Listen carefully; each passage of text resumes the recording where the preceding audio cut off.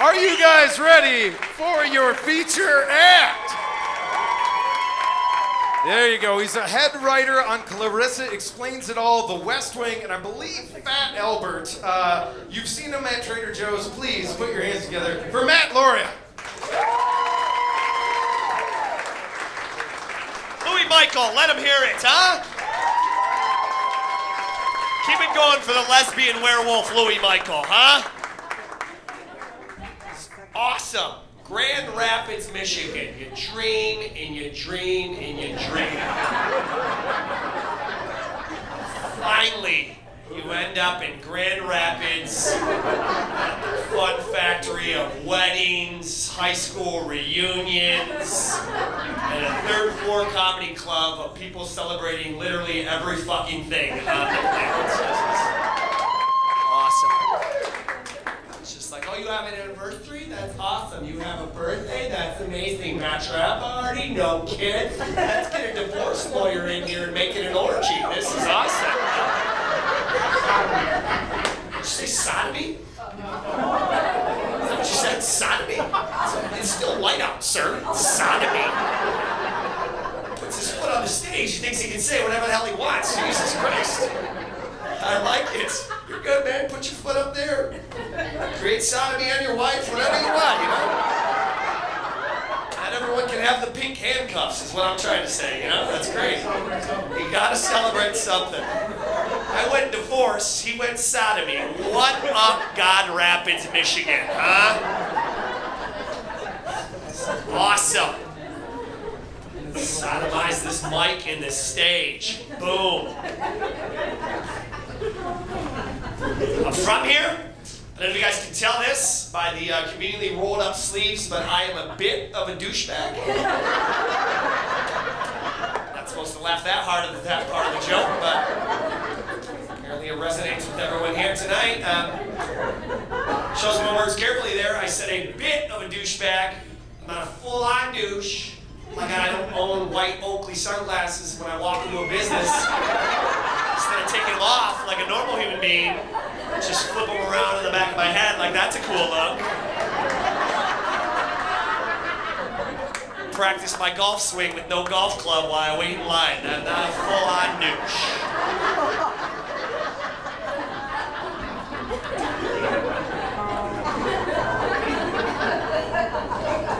A lot of white Oakleys in the house here tonight, apparently, so.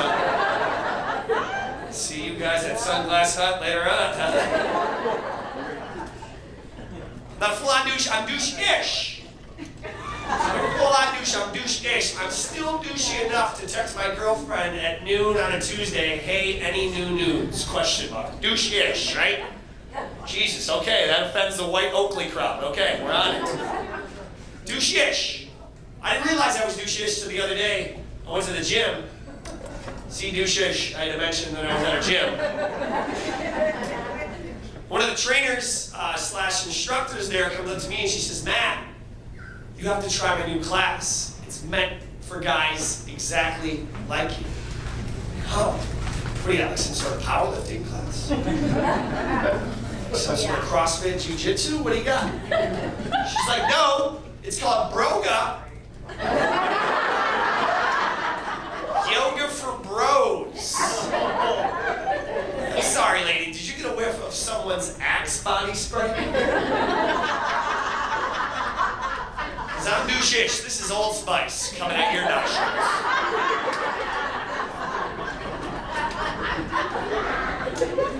She tries to save it, and she's like, no, you're missing the point. It's yoga, but only dudes. Okay.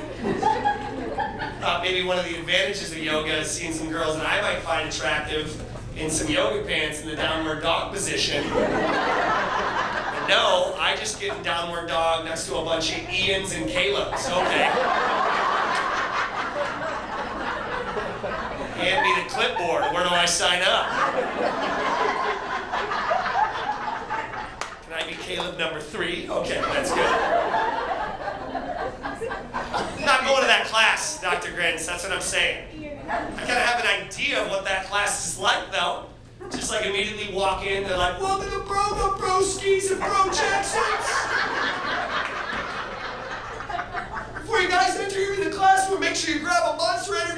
shotgun that shit. You guys, we have this row of mats up here in the front, reserved for people that had spoilers attached to their cars in high school. You have to show me a picture on the book to prove you can sit on those mats. You guys, as soon as you start to hear the Limp Bizkit music, we want you to enter the keg stand position as our first pose.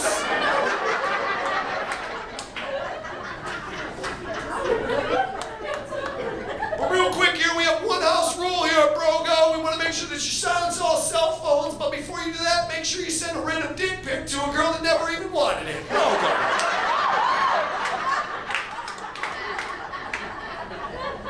Let the sodomy begin. He says, yeah. He just pulls out a mask by the end of this. She zips it, and that's it. We're all in it.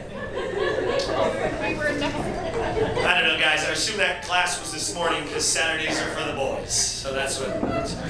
I mentioned I'm from here. I'm born and raised here. I live here. I am 33. I've never been married. I've never been engaged. I don't have any kids. I did it, Grand Rapids, Michigan. I did it. Yeah, thank you. Gonna make me unbutton another button on this shirt with that kind of woo-woo. I like it. It's weird for me though, right? When you mention those statistics to people that grew up in Grand Rapids, Michigan their whole life, they're just blown away. They're like, you mean you didn't get married to your high school sweetheart at 22 years old? Wait a second, you didn't start having kids by the time that you were 25? How are you going to be forced into volunteering to coach third base at their Little League game by the time that you're 33 years old?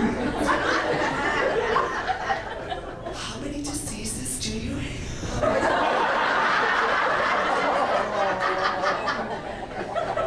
You're an endangered species here in Grand Rapids. I have no diseases, believe it or not by accident. It's weird for me though, right? Because at this point in my life, what I've come to realize is that I do have a girlfriend now, but like 3 years ago when I was 30, I was single, and all my friends at that point are either married, engaged, or just unfuckable at that point.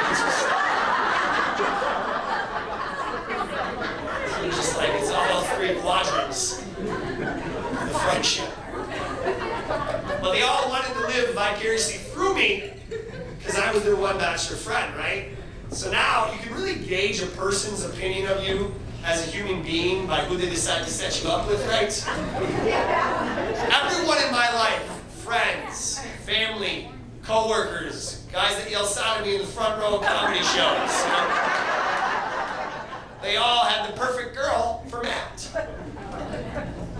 You go on these dates with these people, right? They get excited, right? Because they're like, oh my God, you gotta meet my friend Lisa. She's exactly like you. They're like, really? What's she like? I'm like, she likes the tigers. The list ends there. That's it. That's what you know about me? How do you think that date's gonna go? Just be like, you like baseball? I like baseball. I'm not pulling out.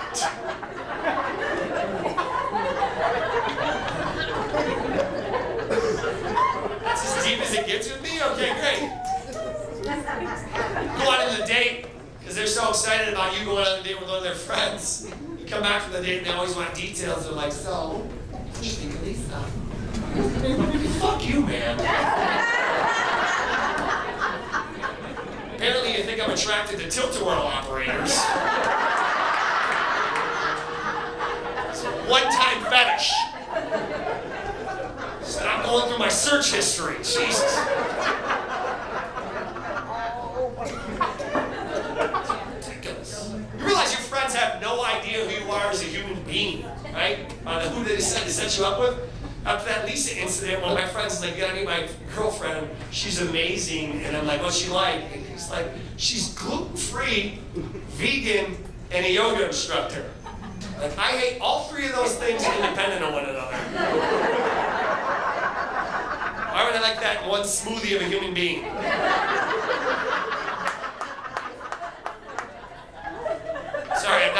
on that date. Then he shows me your Facebook profile picture, and you're like, okay, I guess I can go out on a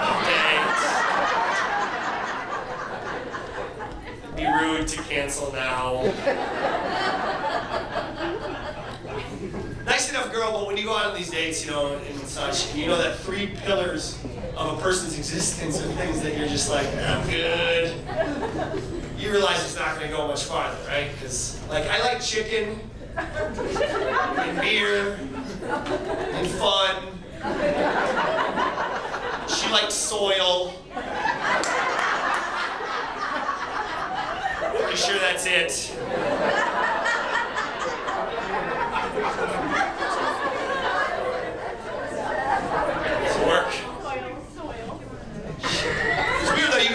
Restaurants, though, and I'm starting to realize my friends, though, they just can't even fathom it. They're just like, I can't believe you can even go to those restaurants. I'm like, easy, douchebag. It's just vegetables, okay? It's good. Don't worry.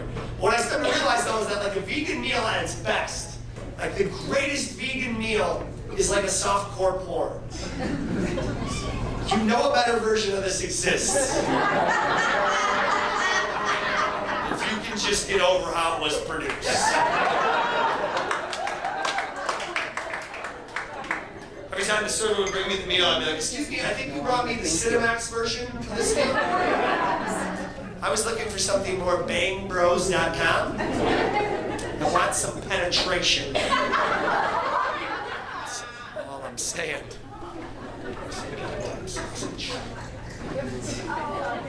Sausage, that's what got you, the sausage part? All right. Dig it. Drinking. Thank you, man. I love this guy. Dude, I would high-five you, but I'm pretty sure you're going to handcuff my fucking hand if I do anything to it. Like, you are from here. Is that all the qualifications are for sodomy from you? Is that it? Is he from here? 616, that's it. Sodomized. I dig it. We're down. I think I love you even more, though, because most people's like significant others would be like, please don't yell sodomy in the first fucking row.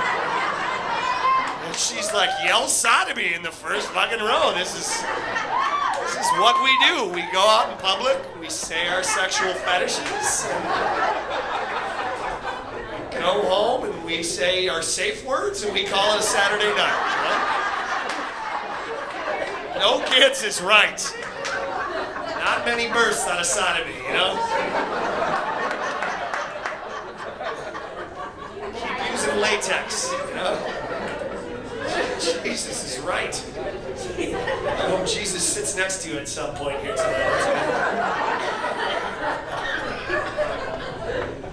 Oh, God. I didn't even know what I was going to say next after that, but that's fun. Thank you. Thank you. That's normally why I high-five you, but no. This is going to be one way from now on.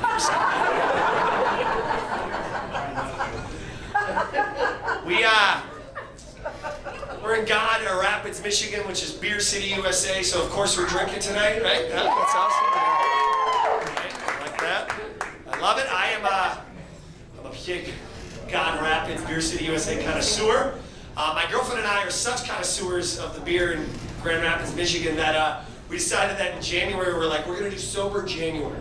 We've had way too hard of holidays, then let's do a sober January. Lame. You're right, it's very lame. What's less lame is that we lasted 6 days into January.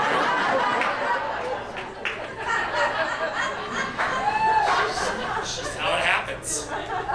I didn't even break the rule. My girlfriend and I made the pact, and she calls me on the way home from her mom's, and she's like, "No, I had wine." I can tell by the way that you answered the phone that you had wine. I didn't need you to tell me that. I was like, "What happened? Jesus, it's a Wednesday." And she's like, "Well, I was with my mom, and she had wine." I'll say it again, it's a Wednesday. What happened? She's like, "Wind down Wednesday is the thing that my mom says." who's me to break a pun, you know? But then what made it into the act is that she goes, why don't we just call it, instead of Sober January, 1 or 2 January?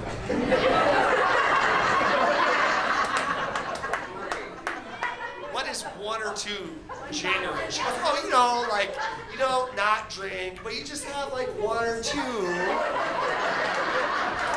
in the shittiest month of the year. Okay, that sounds like a great plan. I can't wait to go to my friends and be like, hey, David, are you good? And he's like, no, I'm gonna get another drink. You need one? I'm like, no, but I've had the 1 or 2. I don't want to break down on wine down Wednesday. She's like, why can't we just do 1 or 2? I'm like, because that's not how you do it, okay? It's the same reason I don't stroke myself 1 or 2 times, okay? It's to completion. It's called All Day IPA for a goddamn reason. That's a PSA here right now.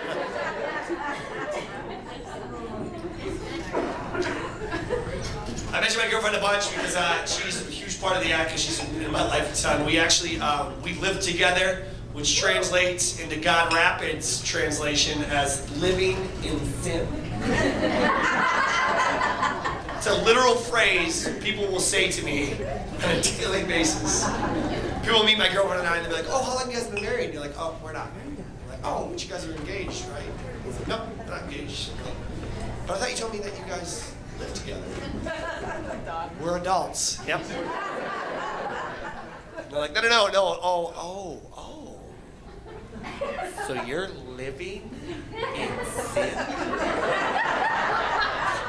In 2019, those are the words that came out of your mouth, living in sin? What do you think we're doing? Do you think we get home and we immediately just get out a Ouija board? Start making amateur porns. At the end of the night, we just cook off some crystal meth and we're just like, good living, baby, huh? This is how you sodomize one another, right?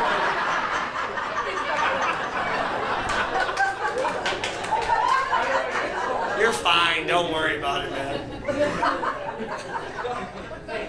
Fine. Realistically, what happens here is we're not living in sin. Realistically, what we do is we get home and make a salad. Watch This Is Us on a DVR. And argue over what day we changed the seats. Holy shit, are we living in sin, God Rapids. If that's what living in sin is, I'm going to break some more commandments because I've been coveting thy neighbor's wife for thy threesome for thy some time.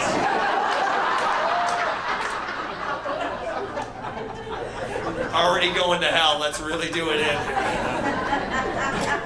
Sodomize this neighbor.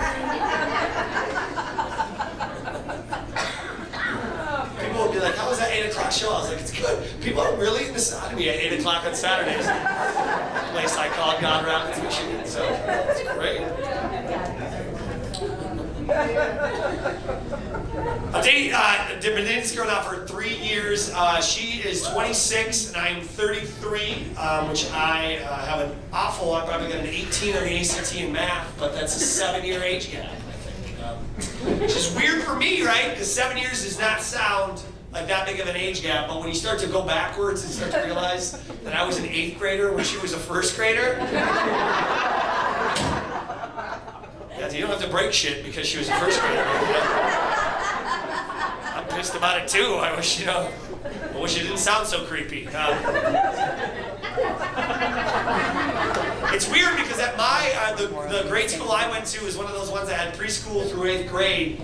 And as you're an 8th grader, you had a big brothers, big sister program with the 1st graders.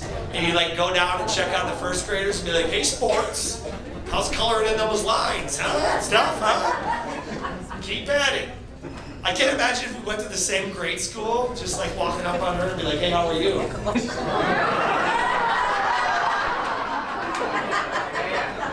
Should go ahead and grow up.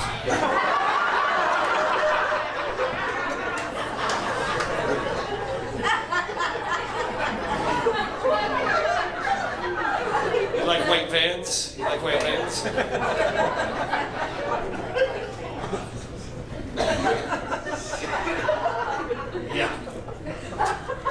She's 7 years younger than me. When you're in your 20s, I feel like you have a black belt on a texting level. You can text on some black belt level of texting. When you turn 30, immediately you can't keep up with anyone in their 20s in the way that they text. I gotta like do calisthenics before I send her a text. I gotta warm up, I gotta stretch, I gotta start thinking it out. She sends me text after text after text after text after snap after text. Jesus, you can put all this shit in one text message and send it to me once. You can do that. My phone is vibrating in my pocket like I just left a pure romance party.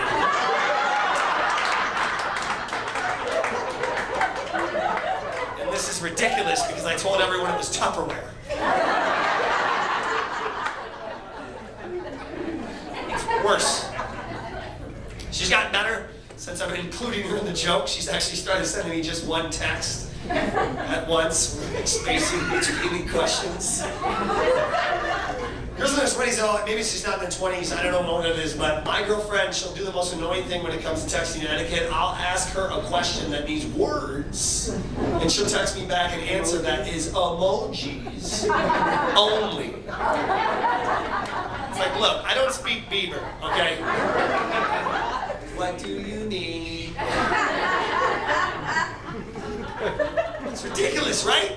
Look, I don't have an Ovaltine decoder. I don't know how to decode your emotions from these characters, okay?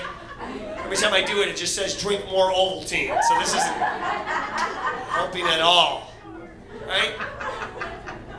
The other day, I was asking her a legit question. I was out grabbing some food, and I'm like, hey, I'm grabbing food. Do you want anything? And she did, so she texted me back. A dolphin next to a dancing woman, next to a train car, next to a kissy face. It's like, look, I don't speak wingdings, okay? Can I please have some Times New Roman, please?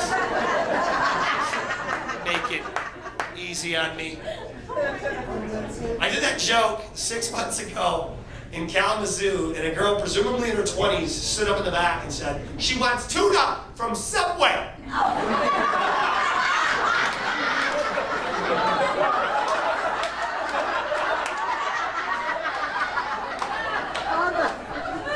Holy shit, that checks out.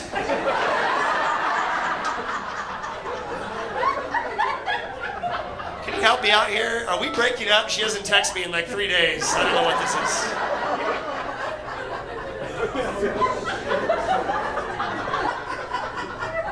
Ridiculous.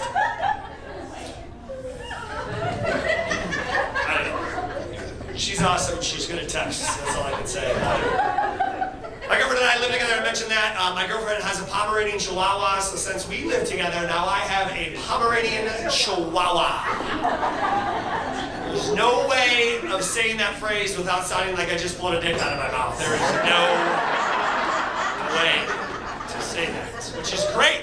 It's no big deal. I love it. I love that little bitch more than ever. He is my homie. I love him to death. He's amazing. I'm just saying, it's not the most masculine dog to own as an Italian male with a hairy chest. You never really expect that to come out of it. An 8-pound palm cheat, you never really expect that, right?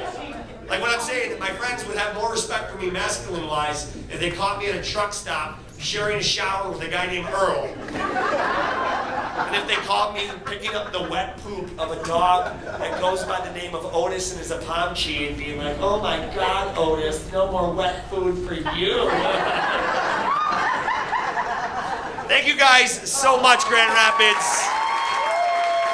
My name is Nipsey Hussle. The marathon continues. Thank you. Lauria and Amira. Absolutely beautiful. You guys having a good time so far? All right, cool.